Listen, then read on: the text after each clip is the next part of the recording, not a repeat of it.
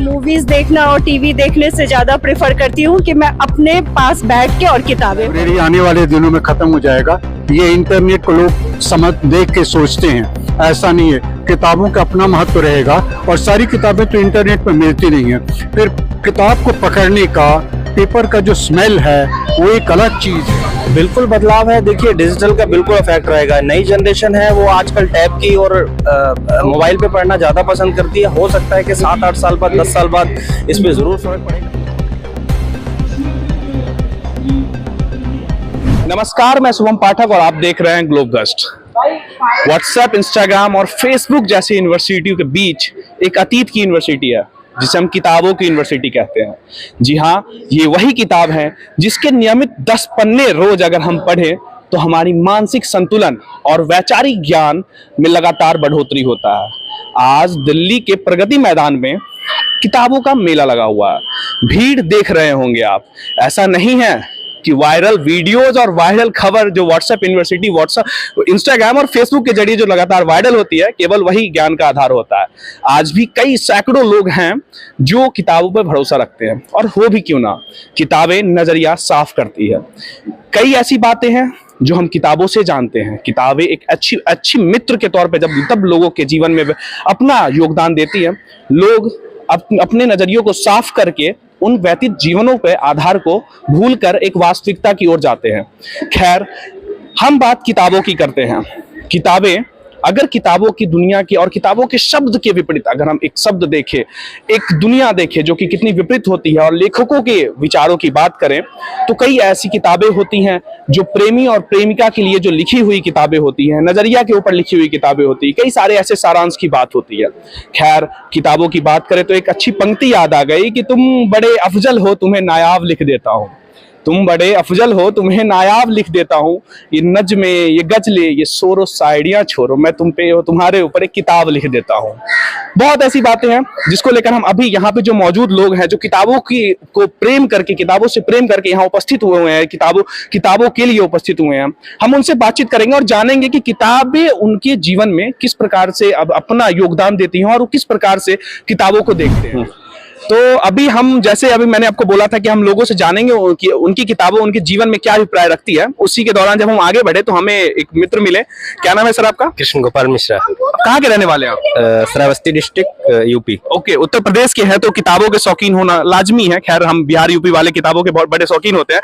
तो आज रविवार का दिन है, प्रगति मैदान, किताबों का मेला। कौन सी किताब खरीदने आए हैं? मैंने प्रतियोगिता दर्पण ली है यहाँ पे। एंशिएंट, मिडिवल, मॉडर्न, तीनों प्रतियोगिता दर्पण ली है मैंने। चूंकि ये किताब के बारे में बहुत कुछ जानकारी नहीं है, तो आप बताना चाहेंगे कि इस किताब में ऐसी खास चीजें थी जिसको देखकर आपने किताबें ली हैं? एंशिएंट, मिडिवल, मॉडर्न एक तो हमारे इतिहास को तो बताती है। प्रतियोगिता दर्पण की जो प्रकाशन की किताबें वो मेनली कॉम्पिटिटिव दृष्टि से बनाई गई है, तो इसलिए मैंने कॉम्पिटिटिव एग्जाम के दृष्टि से, पर्सपेक्टिव से उसको लिया है। किस चीज के छात्र हैं आप? मैं अभी मास्टर्स का छात्र हूँ, मॉडर्न हिस्ट्री का, जेएनयू में। ओके, बहुत बढ़िया, जेएनयू के छात्र हैं। अच्छा, एक दैनिक जीवन में जो हमारा किताब का जो अभिप्राय होता है, हम उसके ऊपर बात करें तो कम से कम, जैसे जो दर्शक देख रहे हैं उन्हें अगर बताना चाहे तो एक दिन में कितने ऐसे पेज पढ़े जो हमारी मानसिक रूप से भी हमारी चेष्टा को एकदम तंदुरुस्त रखे, और इसके अलावा जो और मतलब कि कई क्या ऐसी चीजें हैं जिसको लेकर किताबें पढ़ने से और क्या क्या फायदे हो सकते हैं? एक दिन में लगभग 20 पेज एटलीस्ट तो पढ़ने ही चाहिए, रेगुलर बेसिस पे। यस। चलिए, बहुत बहुत धन्यवाद आपका हमारे साथ जुड़ने के लिए। बहुत बहुत धन्यवाद आपका। तो थोड़ी दूर आगे चलने पे हमारे एक और मित्र हमारे साथ जुड़े। क्या नाम है आपका? राज चौधरी। आप किस चीज के छात्र हैं? डेटा साइंस का। Okay, engineering. तो अभी आपने यहाँ से कौन सी किताबें खरीदी हैं? मैंने तो एक डेटा साइंस की किताब ली है यहाँ पे, इंटरव्यू क्वेश्चंस के लिए, इंटर्नशिप के लिए, कॉलेज की।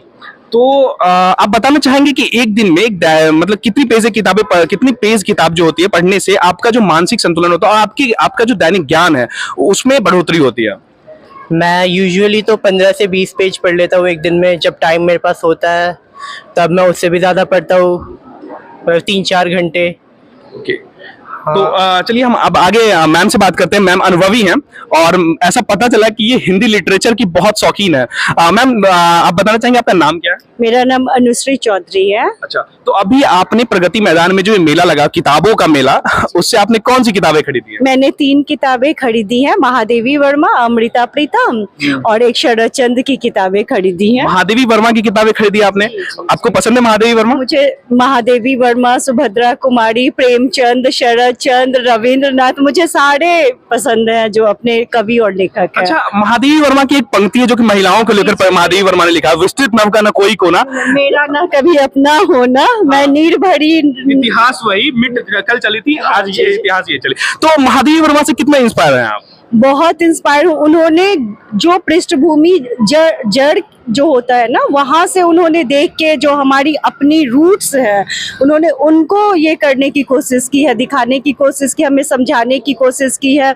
और जो नारी मन की अंदर की भावनाएं होती है जो वो कई बार व्यक्त नहीं कर पाती, तो उनके माध्यम से हम ये व्यक्त कर पाते हैं, समझ पाते हैं उन चीजों को। और कहानियों में तो उन्होंने बहुत ही छोटी छोटी चीजों को अपने कहानियों में उपयोग किया जो जनरली अभी के बच्चे समझ भी नहीं। मैं भी शौकीन हूँ महादेवी वर्मा का। जी। तो अच्छा मैम, एक बात बताएं कि आप प्रोफेशन में आपका क्या है? लाइक कुछ भी नहीं है, मैं हाउसवाइफ गृहिणी हूँ।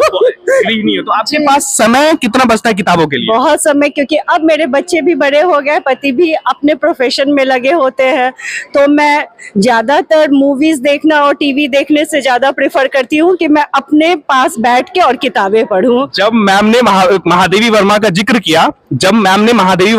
किया, तो मुझे एक मतलब कि ये चीजें देखने को मिली कि हाँ, एक जो महिला शक्ति जो होती है हमारे देश की, वो बहुत बड़ी चीज होती है और महादेवी वर्मा ने अपने उन पंक्तियों में इन चीजों के जिक्र किया।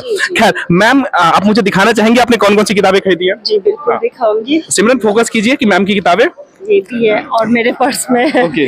अमृता प्रीतम, तो मैंने बस यूं ही ले लिया। ये अमृता प्रीतम की किताबें हैं, मेरी प्रिय कहानियां, ठीक है। ये अमृता मैंने जयशंकर प्रसाद जी की कामायनी ली। जयशंकर प्रसाद की कविता ये कमायनी है और ये किताब जो है जयशंकर प्रसाद की है। हाँ, ये एक्चुअली एक बहुत पुरानी किताब है जहां तक मुझे पता। और ये तीसरी किताब कौन सी? मैंने शेक्सपियर, हाँ, तूफान, ये तूफान किताब मैम ने ली है, अनुवाद रंगे राघव की ये किताबें हैं। तो मैम आपने ये तीनों किताबें ली, तो आप एक दिन में ऐसे, ये एक्चुअली बड़ी बात है कि आप एक एज अ गृहिणी अगर आप ये संदेश देती हैं कि आप एक दिन में कितनी पेज किताबें पढ़ती हैं? मैं एक कहानी तो अवश्य खत्म कर लेती हूँ, और जैसे मैंने गोदान 2 दिन में खत्म कर दिया था। गोदान मैम ने 2 दिन में खत्म किया है। सेवा सदन मैंने 2-3 दिन में खत्म कर दिया था। तो मेरे पास जब भी समय होता है, मैं एक्चुअली ना ऐसे प्रिपेयर होती हूँ कि उठना है, सारे काम खत्म करने और फिर मुझे किताबें पढ़नी है।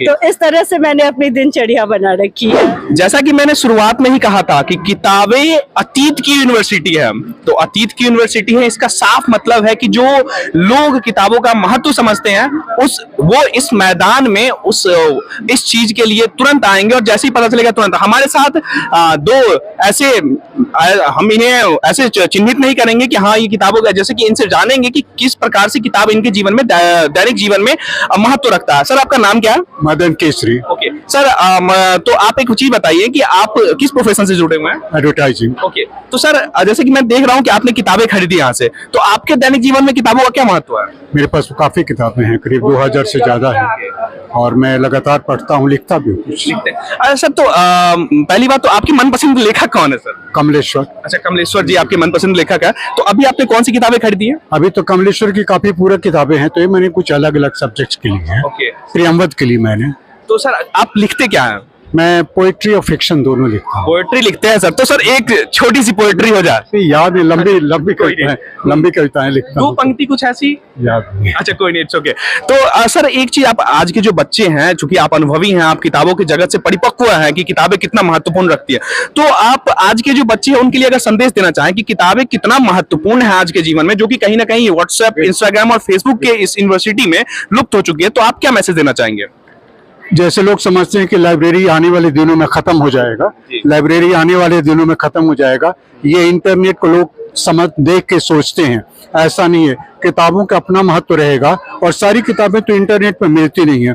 फिर किताब को पकड़ने का, पेपर का जो स्मेल है वो एक अलग चीज है।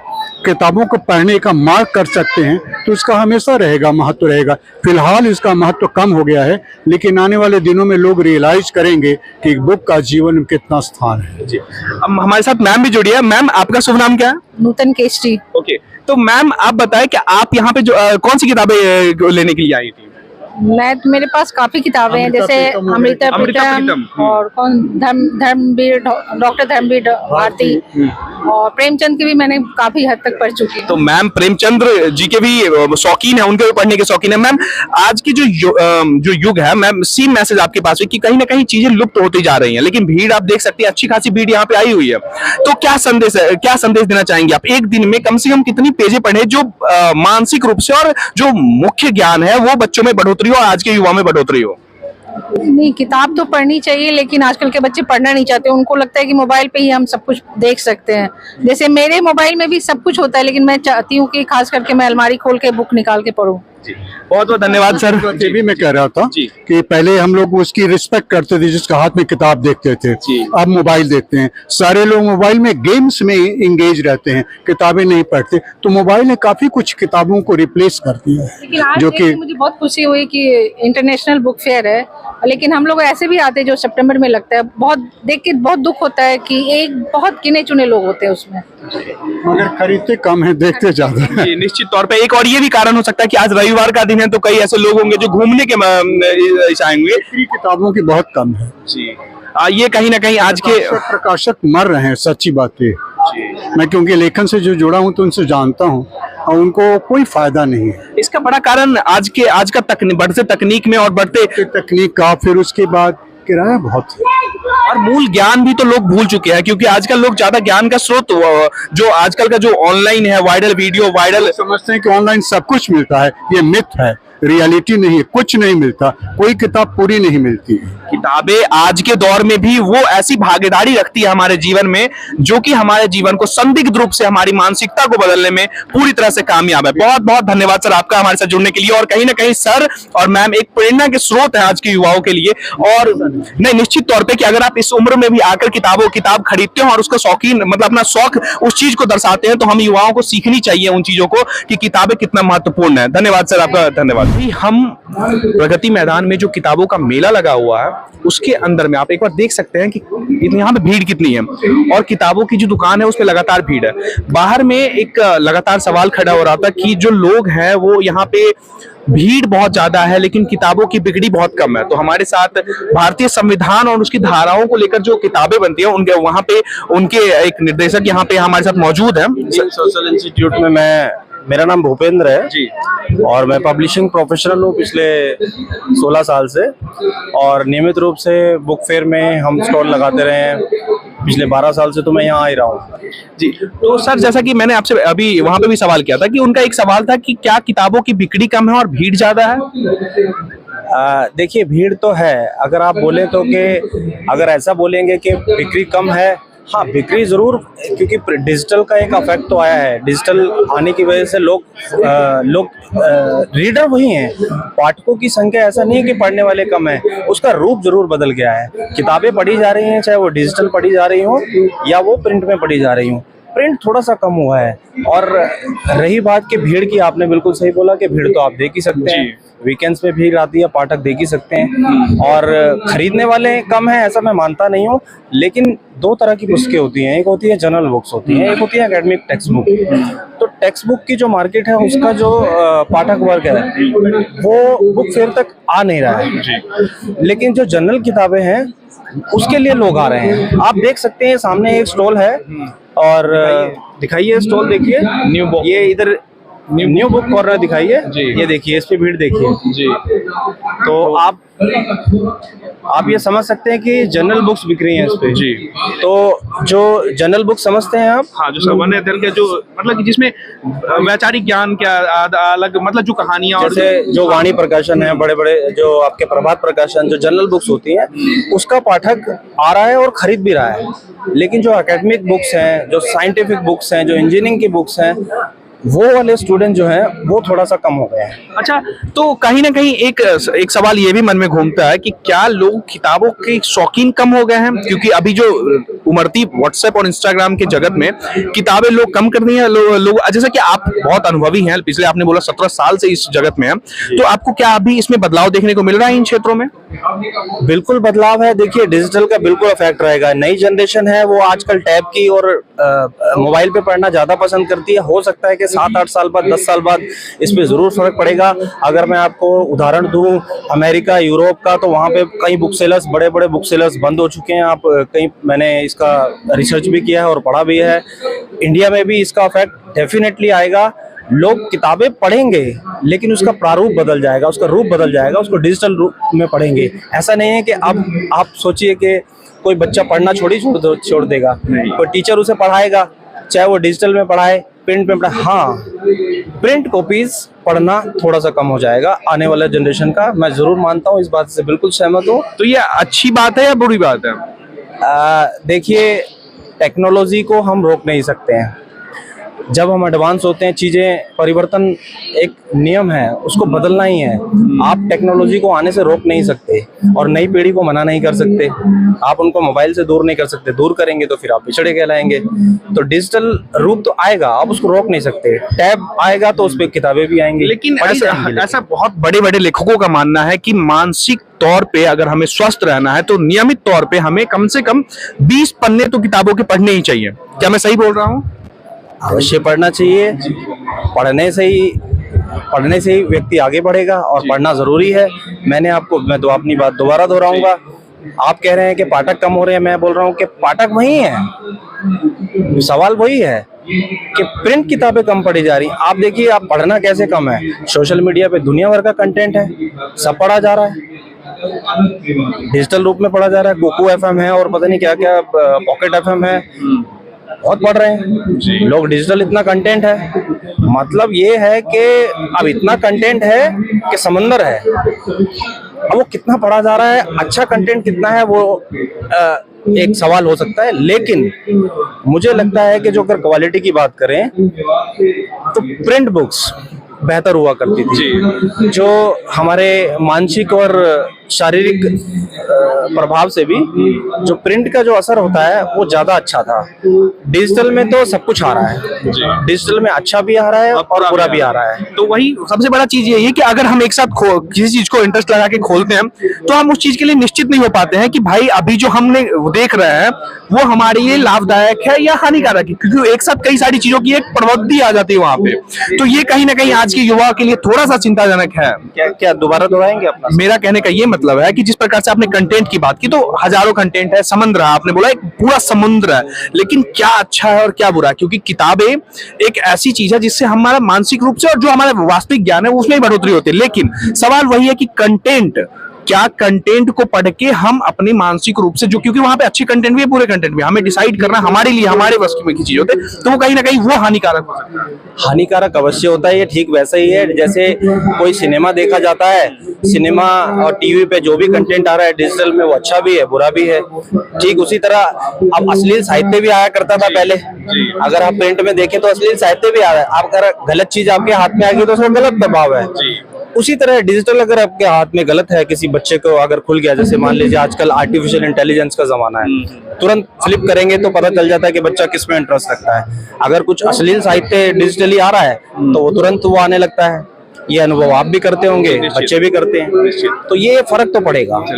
बहुत बहुत धन्यवाद सर आपका हमारे साथ जुड़ने के लिए, आपने अपना अच्छा खासा अनुभव हमारे साथ साझा किया, बहुत बहुत धन्यवाद।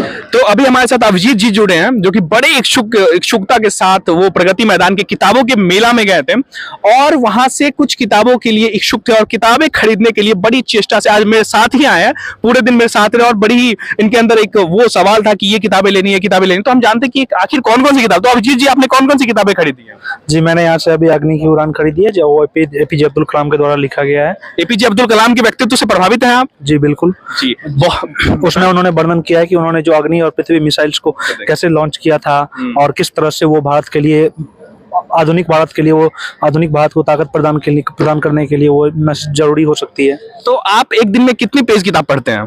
तो जब भी समय मिलता है मैं प्रेफर करता हूँ कि मैं बुक्स को पढूं, क्योंकि बुक्स वो इंस्टीट्यूट है जो ह्यूमन पोटेंशियल को मैक्सिमाइज करता है कि to grow the mankind and to get the overall mankind and utilize our resource, utilize the human resource in the world for our country.